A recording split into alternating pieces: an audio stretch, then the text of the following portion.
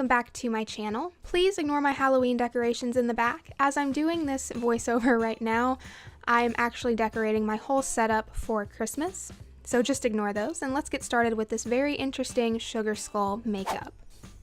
So the first thing I did was put in my red lenses, and the link for these specific lenses is in the description below, just like it always is.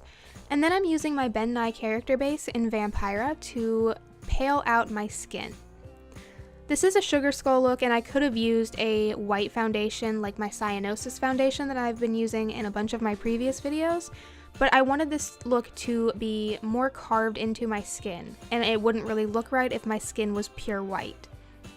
So I'm using this character base because it is a very pale color, but it's not so pale that it looks ghastly, if that makes sense. And anywhere that I have acne scarring or a blemish, I decided to let show through a bit because I wanted my skin to look blotchy and raw and uneven. So after I've set that character base, I'm using Urban Decay's original primer potion, and I'm applying that to my top and bottom lids, and I'm rubbing that into the skin on my eyes very well. I picked up this Wet n Wild contour palette the other day, and I was really excited to use it for this look. So I'm using that highlight shade all over my lids as an eyeshadow today.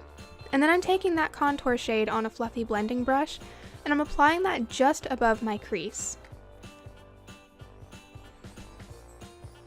I'm then applying it on my lower lash line after I've blended it into the highlight shade.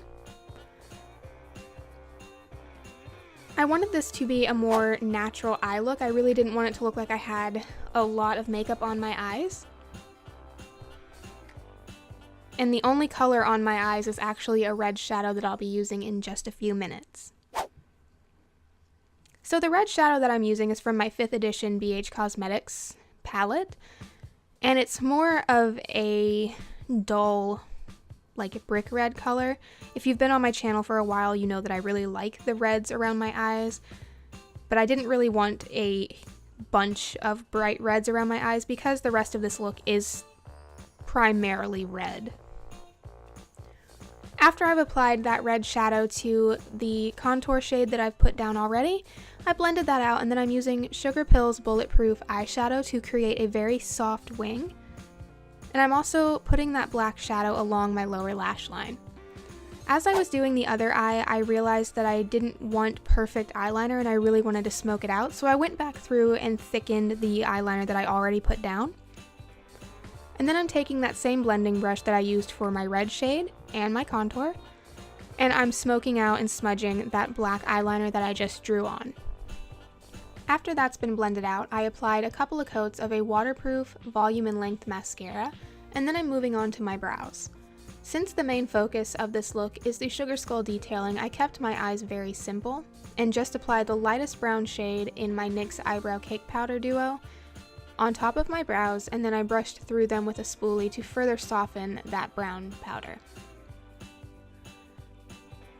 I'm once again taking that contour shade that I used previously, and I'm actually using it for a contour this time.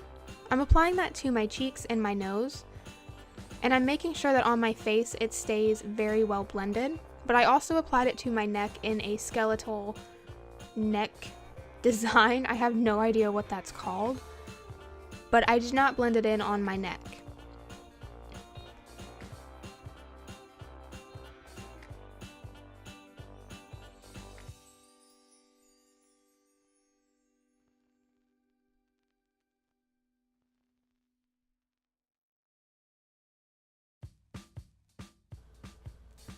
After I'm done with that contour, I will be taking a Ben Nye burn wheel, and I'm using the lightest red shade in the burn wheel to create my details at first.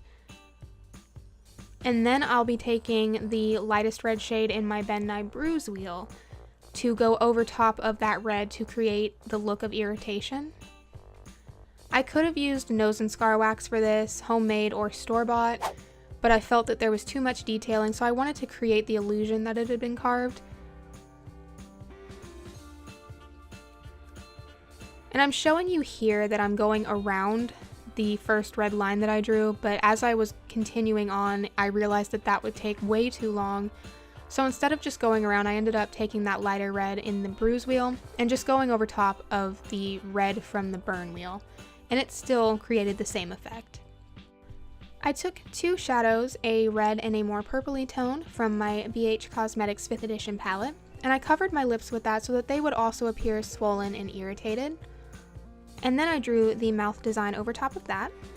And then I took the dark purple color from the bruise wheel and went over the whole design once more to create depth. And I also did that same technique to my neck.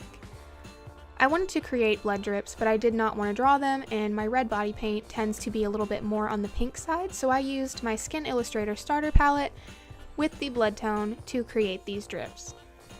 That is it for this week's video. I hope you guys enjoyed, and if you did, please remember to give this video a like and subscribe to my channel for a new video every week, usually every weekend. I hope to see more of you here next week. Thank you guys so much for watching. Bye!